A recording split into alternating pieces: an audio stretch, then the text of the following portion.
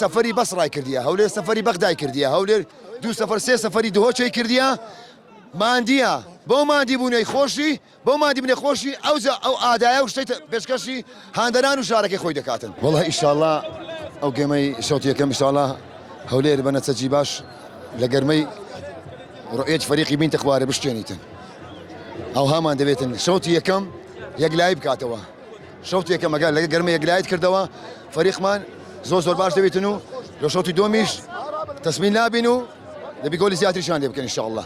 زۆر هەدایەکی زۆر نایب و باشی هەیە لە خوای بەزیادبی، یعنی منزامە لێی پار و پێرار نەکەم، بەس هەولێر ئەو سار یعنی بە کەلیمە بە یاریزان هەتا ئێستاش بزانە خەرک تێ نازانیتن.